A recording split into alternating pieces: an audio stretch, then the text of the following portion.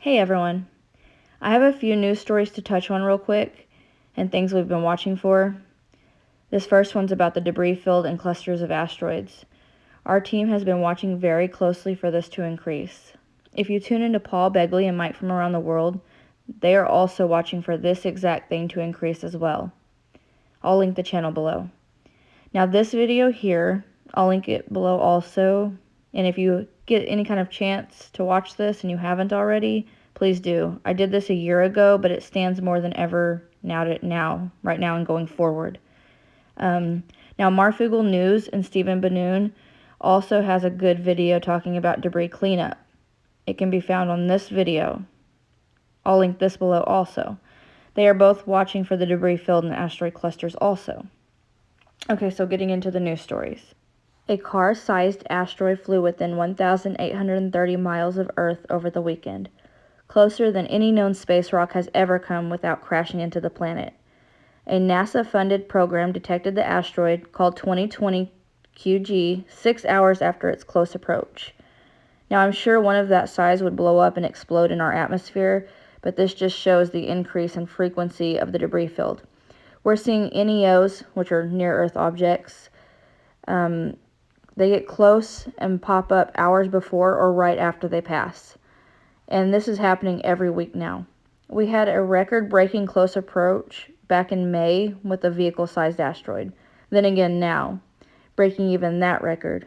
Another very near miss.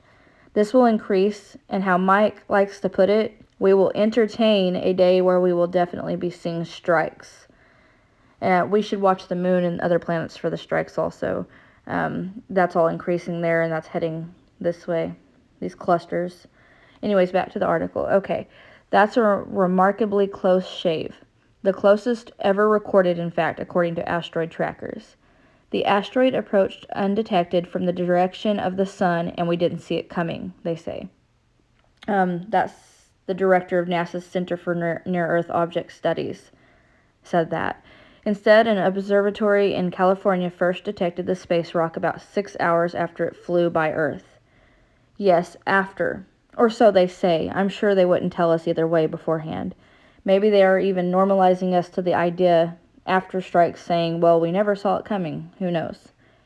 He also confirmed the record-breaking nature of the event, saying, yesterday's close approach is the closest on record. Okay, so also for China. There was an explosion over China. Every night, the Chinese Meteor Monitoring Organization, CMMO, runs an automated camera monitoring meteor activity above the coast of the Yellow Sea. On August 16th, it caught the brightest fireball in years. The night sky turned blue when a space rock exploded hundreds of times brighter than a full moon. The meteor illuminated the whole Earth and shook the landscape with a loud sound, reports a CMMO staff member, Kuhn. Kuhn estimates the astronomical magnitude of the flash to be more than 900 times brighter than a full moon. Now, if so, that would make it a rare fireball. According to a NASA computer model of Earth's meteoroid environment, a fireball of that magnitude could be a decade-class event. So you will see these rare and historic events happening almost weekly now, still intensifying and still increasing. Okay, next story. Now this is another heads up. Something else we've also been watching. NASA's researchers are tracking a slowly splitting dent in Earth's magnetic field. Earth's magnetic field acts like a protective shield around the planet, repelling and trapping charged particles from the sun. And the binary system also, we know that. They won't say that, but we know that. But over South America and the southern Atlantic Ocean, an unusually weak spot in the field, called the South Atlantic Anomaly, or SAA, allows these particles to dip closer to the surface than normal. Particle radiation in this region can knock out onboard computers and interfere with the data collection of satellites that pass through it. A key reason why NASA scientists want to track and study the anomaly. Currently, the SAA creates no visible impacts on daily life on the surface. But now listen to this next part. It's important, and take it in. They say, however, Recent observations and forecasts show that the region is expanding westward and continuing to weaken in intensity. It is also splitting. Recent data shows the Anomaly's valley or region of minimum field strength has split into two lobes, creating additional challenges for satellite missions. Remember recent observations. Some of these changes are recently taking place. Another big warning we've put out to watch for in this area and for our protective shield. Okay, note that the region can be hazardous for low Earth orbit satellites that travel through it. If a satellite is hit by a high energy proton, it can short circuit and cause an event called single event upset, or SEU. This can cause the satellite's function to glitch temporarily or can cause permanent damage if a key component is hit. In order to avoid losing instruments or an entire satellite, operators commonly shut down non-essential components as they pass through the SAA. Indeed, NASA's Ionospheric Connection Explorer regularly travels through the region, and so the mission keeps constant tabs on the SAA's position. Now imagine what that would do to satellites and communication if it covered a wider area, and it eventually will. Our shield is definitely weakening at an alarming rate. The International Space Station, which is in low Earth orbit, also passes through the SAA. It is well protected and astronauts are safe from harm while inside. However, the ISS has other passengers affected by the higher radiation levels. Instruments like the Global Ecosystem Dynamics Investigation Mission, or GEDI, which collects data from various positions on the outside of the ISS. The SAA causes blips on GEDI's detectors and resets the instrument's power boards about once a month now.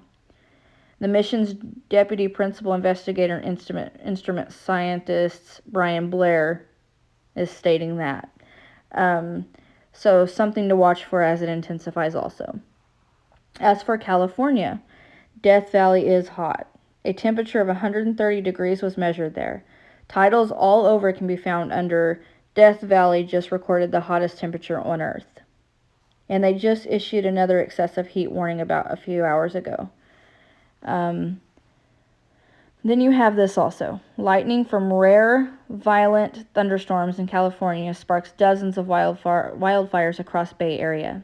A rare summer thunderstorm that roared across northern California early Sunday jolted residents across the region awake with vivid lightning and also sparked dozens of wildfires across the region. The National Weather Service said that more than 2,500 lightning strikes were recorded in the Bay Area and along the Central Coast, leaving a spectacular display in the sky. This is probably the most widespread and violent summer thunderstorm event in memory for Bay Area, and it's also one of the hottest nights in years, tweeted Daniel Swan, a climate scientist at the University of California in Los Angeles. Remember that was another major watch for ours. More intense lightning storms at that, and high wind. We saw that happen with that big event that took all the corn down. You also have the fire tornado. They had to issue an actual tornado warning. They stated that it was the first known instance of a tornado warning for a climate phenomenon, and it was massive.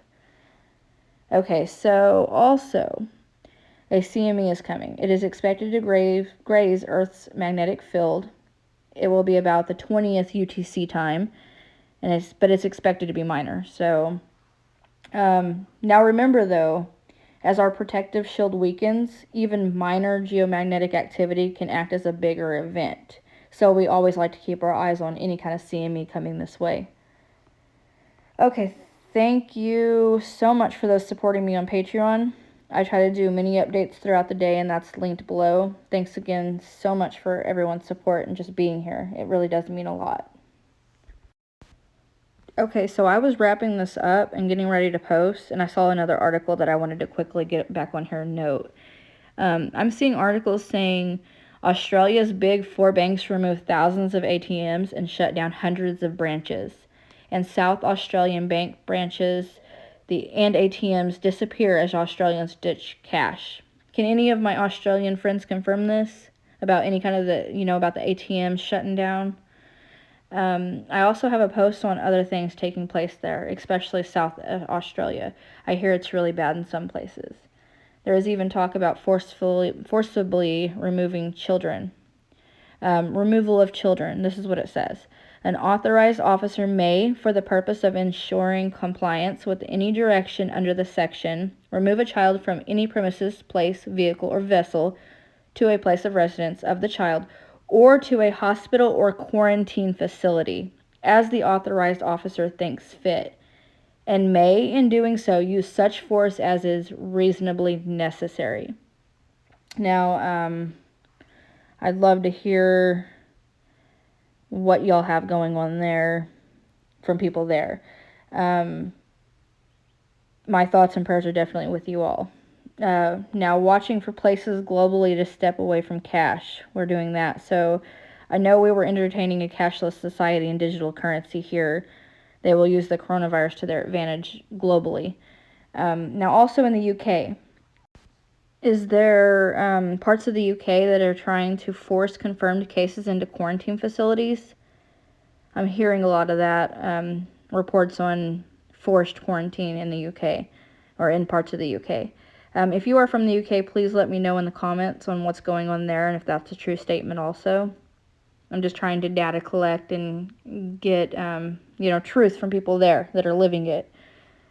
We've got them trying to do that in some places in the US also. I feel that this fall and winter we'll see another shutdown that's possibly even more strict than the last, more control. That New World Order. But anyways, okay, thanks again for being here, and thanks so much for the support. Y'all try to have a great day, and eyes on, be safe out there.